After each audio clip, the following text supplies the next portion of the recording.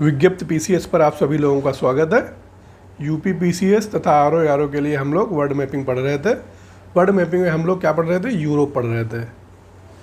2 क्लासें हो चुकी हैं यूरोप की। उम्मीद करता हूँ दोनों क्लासें आपकी अच्छी तरह तैयार हो गई होंगी। अगर ना तैयार हुई हो तो उन क्लासों का आप रिविज़न करें और एटलस को साथ में रखें ताकि जो भी इम्पोर्टेंट चीज़ें बताई जाती हैं वो आप अपने एटलस पे मार्क करते रहें। पहली क्लास में हम लोग कुछ यूरोप की महत्वपूर्ण शब्दावलियों को देखा था। उसके बाद जो है यूरोप की कौन सी कहाँ जल संधियाँ हैं तो उसके बारे में देखा था।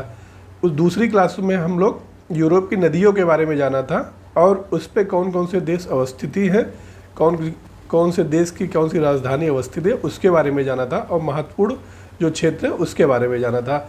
आज उसके आगे की नदियों के पर चर्चा करेंगे। उम्मीद करता हूँ जो पीछे की क्लास है वो नदियों वाली आपकी तैयार हो गई होगी। एक बार हम नदियों का आपको रिवीजन करा दे रहे हैं। जब हम पोलैंड को देखा था तो यहाँ पे एक कौन सी नदी है? विस्तुला। कौन सी नदी है? विस्तुला, जिसका निकास कहाँ है? बाल्टिक सागर में। यहीं पे पोलैंड की राजधानी जो वारसा है इसी नदी पे अवस्थित है। उसका जब पोलैंड और जर्मनी की सीमा पर हम देखेंगे, ये जर्मनी की सीमा जो है यहाँ पे एक ओडर नदी है। कौन सी? ओडर नदी है जो ये पोलैंड जर्मनी की सीमा बनाती है, जिसका निकास कहाँ है? बाल्टिक सागर में है। इसके बाद हम लोग एल्ब नदी को देखेंगे। कौन सी? एल्ब नदी को, जिसका निकास कहाँ है? नॉर्थ सी में है। बस नदियों का निकास भी आपको ध्यान रखना है क्योंकि यहीं इसी में पूछ लिया जाता है कौन सी नदी का निकास कहाँ पे है। जो एल्ब नदी का निकास कहाँ पे है? नॉर्थ सी में। यहीं पे कौन सा? हैम्बर्ग बंदरगाह है जो जर्मनी का एक महत्वपूर्ण बंदरगाह है। इसी एल्ब नदी की एक सहायक नदी थी, कौन सी? स्प्रे नदी थी।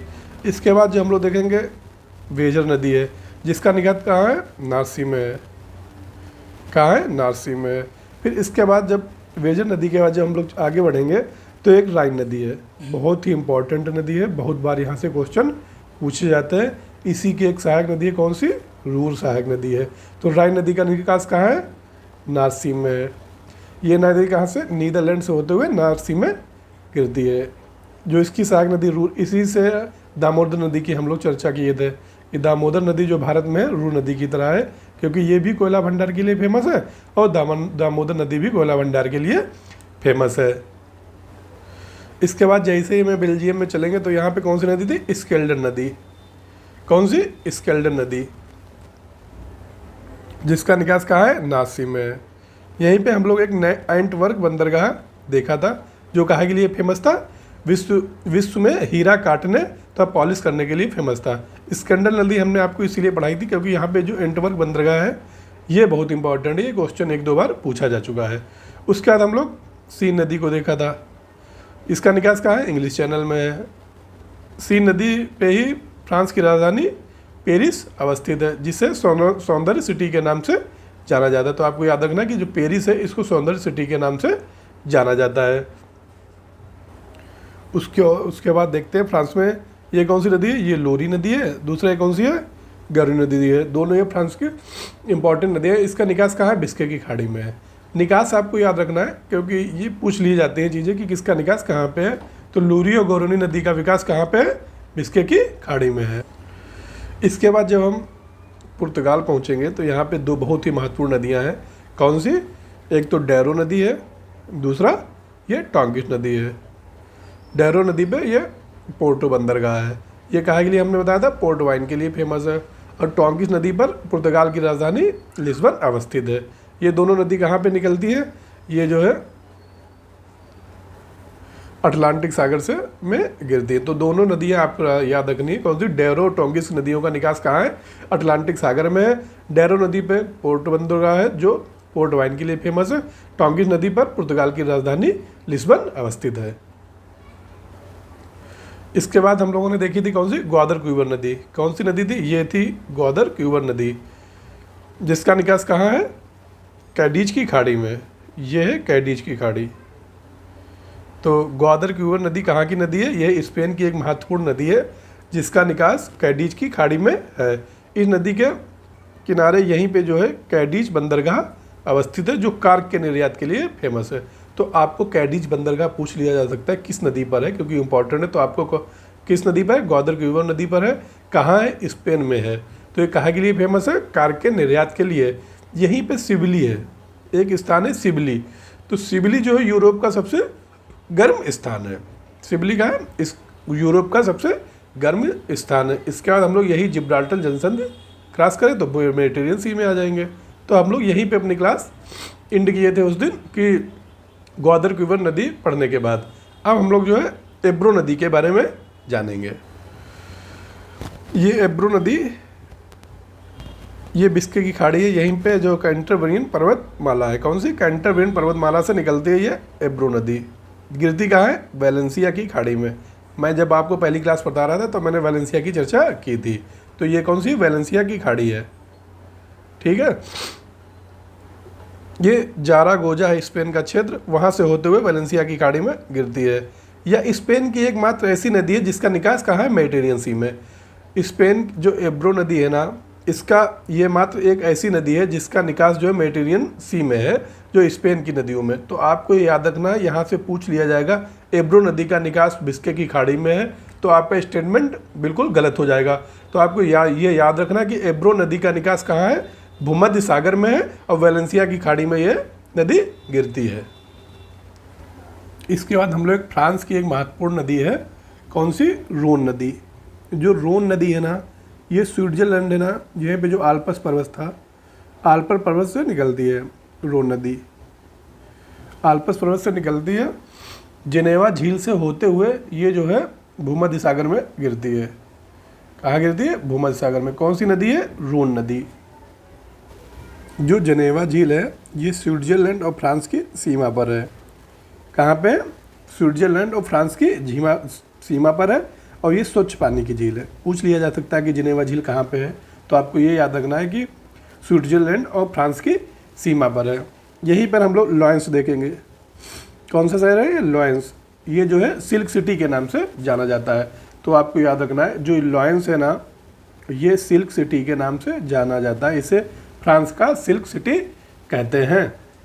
यहीं पे हम लोग मार्सिलिस जो बंदरगाह है ना, जो मार्सिलिस ये बंदरगाह है ना, ये किस नदी पर है? ये रोन नदी पर है। इसको जो है सेकेंड पेरिस के नाम से जाना जाता है। अब हमने आपको बताया था सीन नदी, तो पेरिस को आपको पढ़ाया था कि पेरिस की क्या क्या खूबियाँ हैं। तो मार्सिलिस को सेकेंड पेरिस कहा जाता है। इसके मतलब ये भी सौंदर्य क्षेत्र के लिए फेमस है। तो मार्सिलिस, आपको पहले ये रखना कि मार्सिलिस कहाँ है? ये मेडिटेरियन सी में है। कहाँ है? मेडिटेरियन सी में है। ये इसको सेकेंड पेरिस के नाम से जाना जाता है। ये जो है रोन नदी के मुहाने पर अवस्थित है। रोन नदी कहाँ से निकलती है? आल्प्स पर्वत से निकलती है, जिनेवा झील से होते हुए ये जो है मेडिटेरियन सी में गिरती है। तो जिनेवा झील कहाँ है? ये स्विट्जरलैंड और फ्रांस की सीमा पर है। तो आपको रोन नदी के बारे में इतना ही याद रखना है। उसके आगे हम जब बढ़ेंगे तो यहाँ पे क्या है? जिनेवा शहर है। याद रखना है जिनेवा शहर। ये कहाँ पे? लिगुरियन सागर के तट पर है। तो ये एक जो है इटली का महत्वपूर्ण जलयान उद्योग है। क्या? जलयान उद्योग के लिए फेमस है। कौन सा? जिनेवा शहर। यहीं पे है। आप जो है अपने एटलस में मार्क करेंगे कि जिनेवा शहर यहीं पे अवस्थित है, जो लिगुरियन सागर के तट पर है और जलयान उद्योग के लिए फेमस है। क्योंकि ये शब्दावली पूछी जा सकती है कि जिनेवा कहाँ पर है, तो आपको याद रखना ये इटली में है। कहाँ पे? लिगुरियन सागर के तट पर है। किस लिए फेमस है? तो आपके अंदर जलयान उद्योग के लिए फेमस है। इसके आगे हम लोग टाइबर नदी के बारे में देखेंगे। कौन सी? टाइबर नदी। तो ये है टाइबर नदी, ये है एपेनाइन पर्वत। सबसे पहले आपसे पूछ लिया जाए कि एपेनाइन पर्वत कहाँ है, तो आप बताएंगे कहाँ है? इटली में है। तो एपेनाइन पर्वत से निकलती है टाइबर नदी। कौन सी? टाइबर नदी। और गिरती कहाँ पे है? टिरेनियन सागर में। कहाँ गिरती है? टिरेनियन सागर में। इसी नदी पे इटली की राजधानी रोम अवस्थित है। क्या? इटली की राजधानी अगर पूछ लिया जाए किस पे अवस्थित है, कौन सी नदी है? टाइबर नदी है। इसी पर दुनिया का सबसे छोटा देश वेटिकन सिटी आप लोग जानते होंगे। तो वेटिकन सिटी किस नदी पर अवस्थित है? तो टाइबर नदी। तो आपको रोम और वेटिकन सिटी जो है, जब आप देखेंगे मैप में, तो टाइबर नदी पर अवस्थित है। टाइबर नदी का निकास कहाँ है? टिरेनियन सागर में है। ये निकलती कहाँ से है? एपेनाइन पर्वत से। तो आपको टाइबर नदी के बारे में यही याद रखना है, ये एपेनाइन पर्वत से निकलती है, जिसका निकास टिरेनियन सागर में है। इसी नदी पर इटली की राजधानी रोम तथा विश्व का सबसे छोटा शहर वेटिकन सिटी अवस्थित है। तो ये चारों चीज़ें आपको याद रखनी है। आपको लिखने की जरूरत नहीं है, हमने आपसे बोला था सारा लिखा है, नोट्स है, अभी आपको दिखा देते हैं। मैंने बाकायदा मानचित्र अपने लिखते समय ही भी बना दिया। जैसे अभी हमने टाइबर नदी आपको पढ़ाया, तो ये कहाँ से निकलती है? एपेनाइन पर्वत से निकलती है, टिरियन सागर में गिरती है, इसी नदी पर रोम अवस्थित है, इसी नदी पे वेटिकन सिटी अवस्थित है। तो विश्व का सबसे छोटा शहर कौन सा है? Vatican city. तो किस नदी पे अवस्थित है? टाइबर नदी पे अवस्थित है। कहाँ से निकलती है? एपेनाइन पर्वत से निकलती है। तो आप लोगों को लिखने की जरूरत बिल्कुल भी नहीं, सब लिखा है। उसके बाद हम लोग पो नदी के बारे में पढ़ेंगे। पो नदी का निकास कहाँ पे है? आल्प्स पर्वत से है। आल्प्स पर्वत मैंने आपको बताया था स्विट्जरलैंड में है। तो जो आल्प्स पर्वत में पो नदी आल्प्स पर्वत से निकलती है। गिरता कहाँ है? एड्रियाटिक सागर में। कहाँ गिरती है? एड्रियाटिक सागर में। तो अभी आपको इसकी अवस्थिति पे हम चर्चा करें। ये कौन सी नदी है? पो नदी है, जिसका निकास कहाँ से? आल्प्स पर्वत से है। तो आल्प्स पर्वत से निकलती है ये नदी और गिरती कहाँ पे है? एड्रियाटिक सागर में। ये आपको याद रखना है। इसी के अपार क्षेत्र में लोम्बार्डी का मैदान है। इसका मैदान है लोम्बार्डी का। तो आपसे अगर पूछा जाता है, आप वर्ल्ड ज्योग्राफी पढ़ेंगे तो वर्ल्ड हिस्ट्री पढ़ेंगे तो उसमें लोम्बार्डी का मैदान की चर्चा ठीक ठाक मात्रा में की जाती है। तो लोम्बार्डी का मैदान किसके लिए फेमस है? यूरोप में सबसे ज़्यादा ये जहाँ पे चावल उत्पादन होता है। क्या? चावल। क्योंकि जब इसके तराई क्षेत्र में ना तो चावल उत्पादित होगा ही, इसीलिए लोम्बार्डी का मैदान काहे के लिए फेमस है? चावल उत्पादन के लिए फेमस है। सबसे पहले आपको ये याद रखना है लोम्बार्डी का मैदान कहाँ है, तो आपको ये बताना है इटली में। किस लिए फेमस है? तो चावल उत्पादन के लिए फेमस है। यहीं पे है मिलान। क्या है? मिलान। इसे इटली का क्या बोलते हैं? मैनचेस्टर। इटली का मैनचेस्टर पूछा जाता है तो कौन सा है? मिलान। आपको मैंने पढ़ाया था जब विस्तुला नदी, तो वारसा पढ़ाया था। वारसा के बाद वहीं पर लुड्स था लुड्स। जो लुड्स था वो काहे के लिए? वो भी जो है पोलैंड का मैनचेस्टर के नाम से फेमस था। तो इसीलिए जैसे मिलान है ना, यहाँ पे भी सूती वस्त्र उद्योग का विकास हुआ होगा, इसीलिए जो है इसे इटली का मैनचेस्टर बोलते हैं। यहीं पे है ट्यूरिन। क्या है ये? ट्यूरिन। ये ट्यूरिन कहाँ अवस्थित है? तो आप लोग देख रहे हो जो पो नदी है ना, उसी पे अवस्थित है ट्यूरिन। तो इसको ऑटोमोबाइल क्षेत्र के लिए फेमस है। किसके लिए फेमस है? ऑटोमोबाइल क्षेत्र के लिए फेमस होने का कारण इसे जो है इटली का डेट्रॉइट बोलते हैं। डेट्रॉइट शहर कहाँ है? आपने पढ़ा होगा जब आपको ग्रेट लेक्स पढ़ाएंगे हम, उसमें अमेरिका तथा कनाडा की जो सीमा पे अवस्थित है, तो वहीं पे अवस्थित है डेट्रॉइट। वो भी ऑटोमोबाइल क्षेत्र का हब है। इसीलिए ट्यूरिन को जो है इटली का डेट्रॉइट बोला जाता है। क्या बोला जाता है? इटली का डेट्रॉइट, क्योंकि ये ऑटोमोबाइल के लिए प्रसिद्ध है। जब आप एड्रियाटिक सागर तट पर, यहाँ पे वेनिस शहर है। कौन सा? वेनिस। ये पुराने शहर है, नाम पूछ लिया जाता है, इसीलिए मैं एक एक शहर का चर्चा कर दे रहा हूँ, ताकि जब भी आपके सामने क्वेश्चन है तो आपसे क्वेश्चन ना गलत हो। तो इससे अच्छी कैसे पढ़ाया जा सकता है? इससे अच्छा नहीं पढ़ाया जा सकता, क्योंकि मैं एक एक चीज़ आपको अच्छे से मैप पे मार्क कर दे रहा हूँ, लिख के दे दिया हूँ, आप उसको पढ़ लें, अपने मैप पे मार्क कर दें, 2-3 बार रिवीजन करेंगे, आपसे चीज़ें बिल्कुल क्लियर हो जाएंगी, ताकि जब क्वेश्चन आपके सामने आएगा तो आप तुरंत कर लेंगे। जो ये वेनिस शहर है ना, बहुत पुराना शहर है, आपसे पूछ लिया, वेनिस की चर्चा बहुत जगह पर होती है। तो ये हस्तशिल्प उद्योग के लिए प्रसिद्ध है। काहे के लिए फेमस है? हस्तशिल्प उद्योग के लिए। जो वेनिस शहर है, ये इटली का वेनिस शहर हस्तशिल्प उद्योग के लिए फेमस। तो मिलान काहे के लिए फेमस है? आपको ये पता होना चाहिए। मिलान जो है इटली का मैनचेस्टर बोला जाता है, ट्यूरिन को इटली का डेट्रॉइट बोला जाता है, और वेनिस को हस्तशिल्प उद्योग के लिए फेमस है। और लोम्बार्डी का मैदान काहे के लिए फेमस है? तो लोम्बार्डी का मैदान चावल उत्पादक के लिए जाना जाता है। तो इटली से क्वेश्चन पूछे जा सकते हैं, क्योंकि यही पूछ लिया जाएगा कि वे जो इटली, जो सबसे विश्व का सबसे छोटा देश जो वेटिकन सिटी है, ये किस नदी पे अवस्थित है? तो आपको बताया था टाइबर नदी पे अवस्थित है। तो ये भी याद रखना है कि वेनिस जो ये है वेटिकन सिटी किस पे अवस्थित है? टाइबर नदी पे। इसी पे इटली की राजधानी रोम की अवस्थित है। इटली में एक और महत्वपूर्ण जगह है, यहाँ पे एक लेक गार्डा है। कौन सी? गार्डा।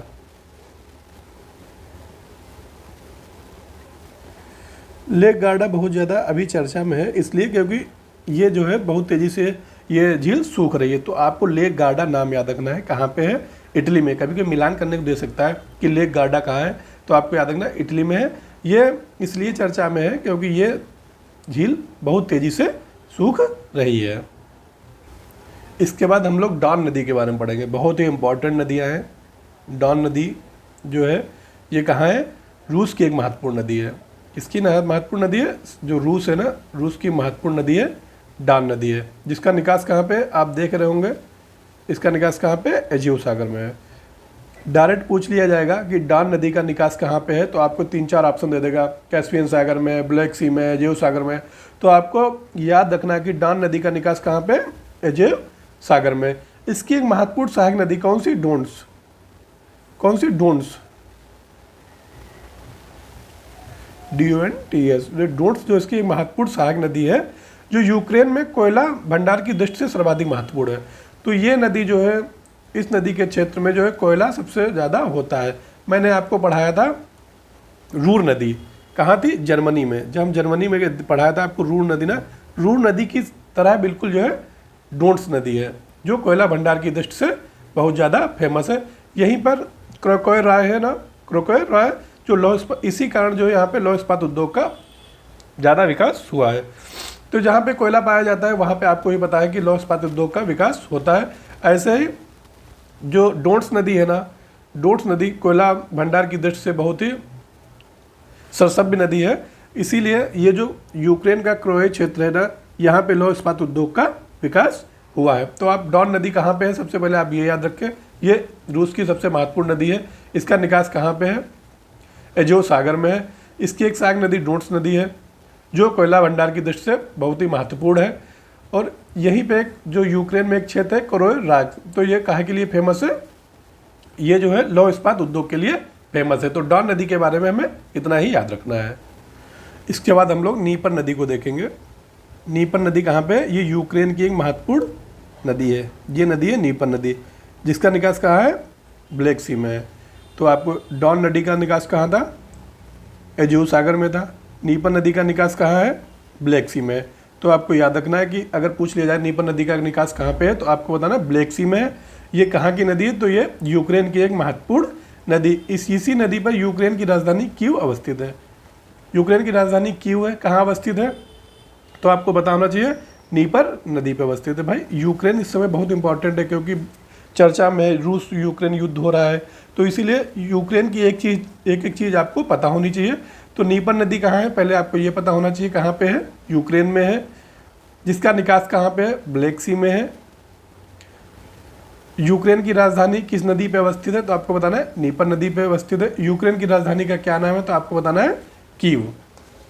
क्या नाम है, कीव। दूसरा, नीपर की एक सहायक नदी प्रीपेड नदी है। कौन सी, प्रीपेड नदी है। जो ये प्रीपेड रिवर है, ये किसकी सहायक रिवर है, नीपर की सहायक रिवर है। इस नदी का जो जल भराव वाला क्षेत्र है ना, जो जल भराव का क्षेत्र है, ये यूरोप का सबसे बड़ा दलदल के नाम से फेमस है।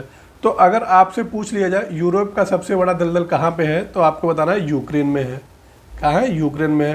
किस नदी पे है, तो प्रीपेड नदी के जो आसपास का क्षेत्र है ना, जो सबसे बड़ा दलदली क्षेत्र है। तो प्रीपेड नदी के जो आसपास का क्षेत्र है ना, जो दलदली क्षेत्र है ना, ये यूक्रेन के सबसे बड़े दलदल के नाम से जाना जाता है। ये यूरोप का सबसे बड़ा दलदल है। तो आपको नीपर नदी याद रखना है, प्रीपेड नदी याद रखना है, डॉन नदी याद रखना है। डॉन नदी का निकास कहाँ है, एजेव सागर में। नीपर नदी का निकास कहाँ है, ब्लैक सी में। निकास पूछा जाता है, पूछ लिया जाता है, इसीलिए मैं बार बार इन चीज़ों का रिवीजन कर रहा हूँ। उसके बाद आप देखेंगे एक नीस्टर नदी है।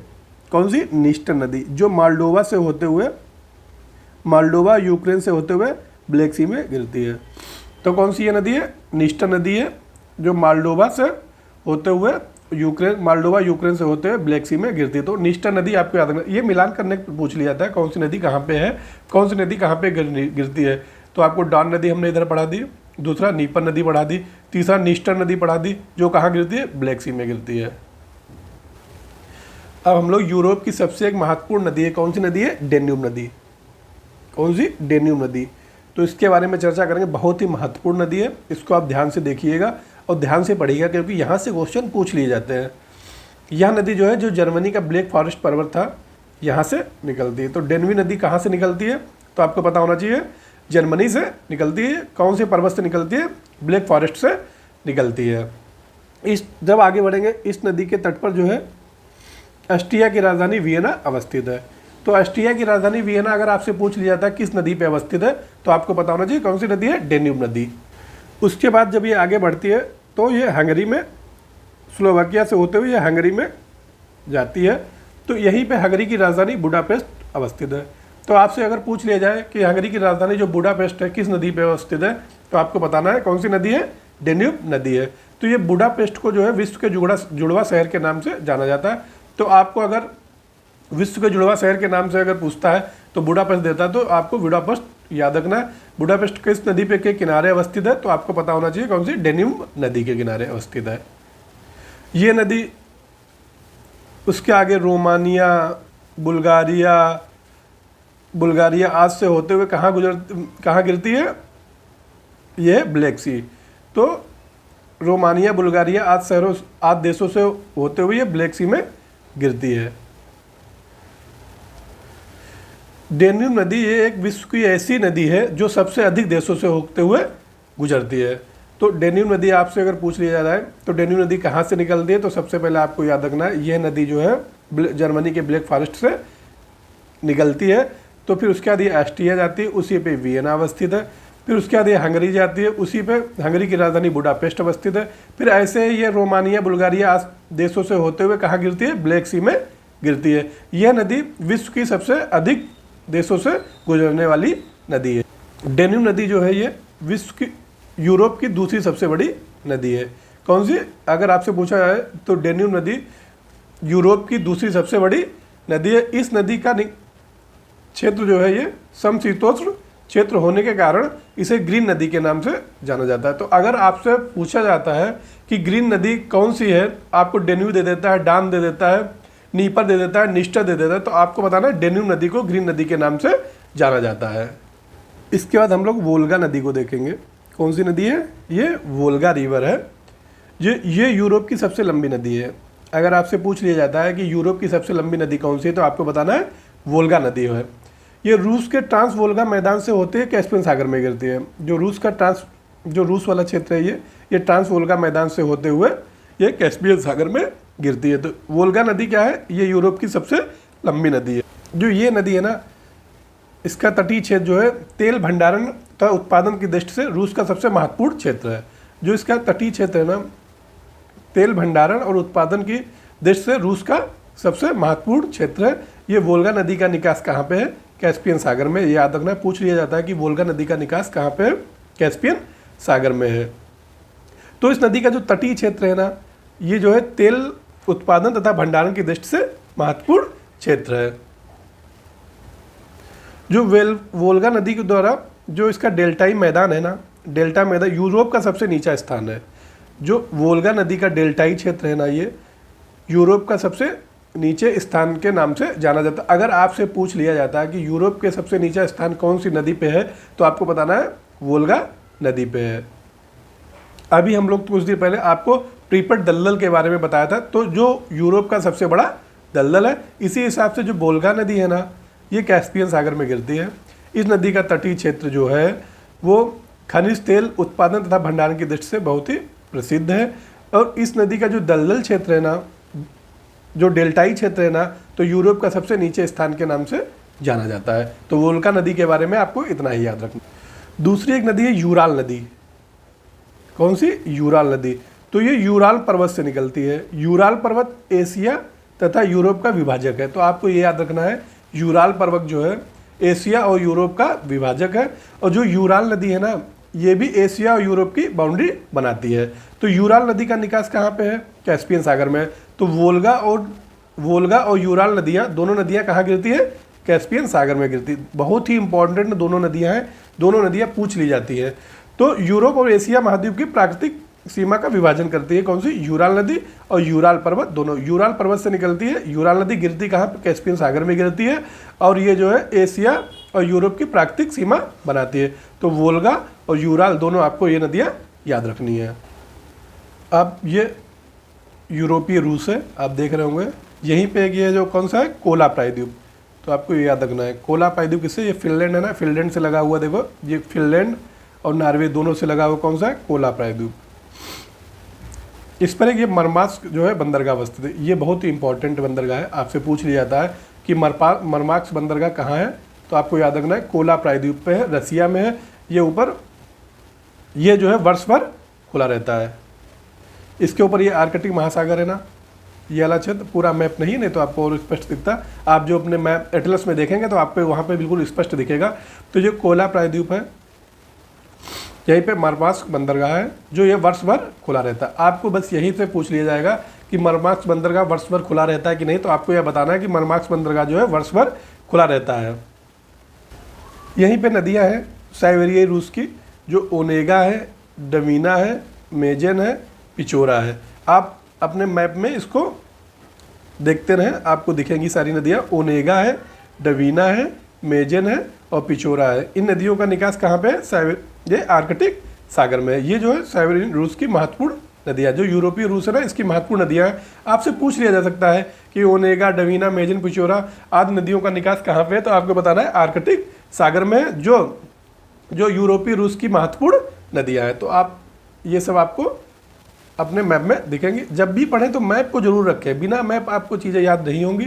मैप बहुत ही ज़रूरी है, क्योंकि जब भी हम बोलेंगे तो आप मैप को देखेंगे, उसमें टिक करेंगे तो चीज़ें आपको याद हो जाएंगी। तो अभी हमने यूरोपीय रूस पढ़ाया था आपको, तो कोला प्रायद्वीप के बारे में बताया कहाँ पे अवस्थित है, मरमास्क बंदरगाह को भी दिखाया कहाँ पे, आर्कटिक महासागर में है। ठीक है, ओनेगा, डमीना, मेजन, पिचोरा यूरोपीय रूस की महत्वपूर्ण नदियाँ जिसका निकास कहाँ पे, आर्कटिक सागर में। हमने आपको वोल्गा और यूराल नदियों के बारे में बताया, दोनों नदियों का निकास कहाँ है, कैस्पियन सागर में है। तो ये बहुत याद रखने की जरूरत है कि दोनों नदियों का निकास कहाँ पे, कैस्पियन सागर में है। तो जो वोल्गा का तटीय क्षेत्र है, आपको पता है कि तेल भंडार की दृष्टि से बहुत ही महत्वपूर्ण है। दूसरा जो यहाँ पे डेल्टा, जो वोल्गा के डेल्टाई मैदान है ना, तो यूरोप का सबसे नीचा क्षेत्र है। दूसरा यूराल नदी आपको बताया जो यूरोप और एशिया की प्राकृतिक सीमा बनाती है, यूराल पर्वत से निकलती है और गिरती कहाँ पे, कैस्पियन सागर में है। यूरोप की इतनी नदियाँ थी जो हमने आपको बता दी, और एक एक चीज़ हम लोग अच्छे से आपको क्लियर कर, अगर क्वेश्चन आएगा नदियों से या उसके आसपास क्षेत्रों से तो इससे बाहर नहीं जाएगा। आप ये हम पे विश्वास बना के रखें। मैंने आपको पॉलिटी में भी पढ़ाया था, तो पॉलिटी से भी एक भी क्वेश्चन बाहर नहीं गया। आप देख लें यूपीएससी में भी, आरओ में भी। तो आप हम पे यहाँ पे विश्वास बना के रखें, या अगर हमने मैपिंग पढ़ा दी है तो इससे बाहर क्वेश्चन नहीं जाएगा। इतने अच्छे नोट्स भी नहीं कहीं मिल सकते जितने अच्छे नोट्स हम लोगों ने तैयार किए हैं। तो आप लोग हमारी टीम पे विश्वास करके पढ़ते रहें। उम्मीद करते हैं कि इससे बाहर कुछ आएगा नहीं। यूरोप की जितनी नदियाँ हैं आज समाप्त हो जाती है, उसके आगे हम लोग यूरोप के पर्वत के बारे में देखेंगे, कौन कौन से पर्वत कहाँ कहाँ पे अवस्थित है। आज रक्षाबंधन भी है, आप लोग अच्छे से रक्षाबंधन मनाएं। उसके बाद पढ़ते रहें, क्योंकि पेपर बहुत नज़दीक है। अगर पेपर पास हो जाएंगे तो अगले साल की रक्षाबंधन और भी अच्छी लगेगी। तो इसीलिए आप लोग एटलस के साथ साथ मैप को बार बार रिवीजन करते रहें, कम से कम 2 से 3 बार जरूर रिवीजन करें। रात को सोते समय जरूर एक बार मैप को देखें, ताकि आपकी चीज़ें बिल्कुल क्लियर हो सके। आज के लिए इतना ही, धन्यवाद।